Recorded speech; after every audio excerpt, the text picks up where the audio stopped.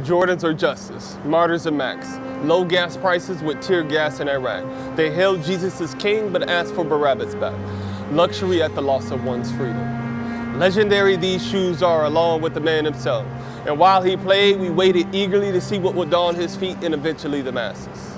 And once he nabbed his 6 championships, solidifying his #1 place in basketball history, and ending that era in the Windy City, the stock on himself in these shoes went higher, and still is today. I've seen people sleep in lines for them, rob for them, jump for them, kill for them, bribe for them, all to have those J's, because I gotta have those J's, right? See, I was never one to have the latest fashions, hand-me-downs at best. Shoes that fit one size too big, that was my Christmas. So to have Jordans never emotionally moved me up or down. But what happens when humanity's greatest ball player is called into question? Sweatshops. Do you know? Do you care, Mr. Jordan? Do you know if your factories have age-appropriate workers? Food? Rest? Justice. The administering of deserved punishment, reward, or moral rightness. Tamir Rice. Whether he should have been playing with a fake gun and his parent or parents should have been present is beyond the point. A 12-year-old is gone. And his life is not worth indicting someone to see if more was at stake. I'll say it again. His life wasn't worth further investigation.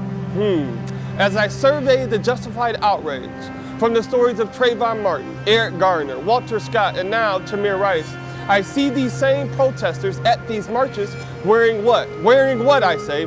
That's right, Jordans, because you gotta have those J's, right? These same shoes that have been called into question by Mr. Jordan himself have not investigated for sweatshops, child labor, inappropriate conditions are being worn by the protesters. And then it hits me.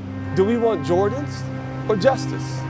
See, true justice isn't being outraged by the injustice on your soil. It's being outraged by that same injustice everywhere and being consistent enough in your human dignity ethic to do something about it. I mean, if it came down to it, would we be so outraged by what happened with Tamir Rice, his age in this case, that we would take that same passion and hypothetically refuse to buy Jordans?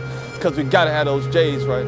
I mean, to bring about justice for Tamir Rice and the host of other 12-year-old workers that are being overworked, dying to produce our luxury brand culture, you must choose. We must choose Jordans or justice. But I gotta have those J's, right?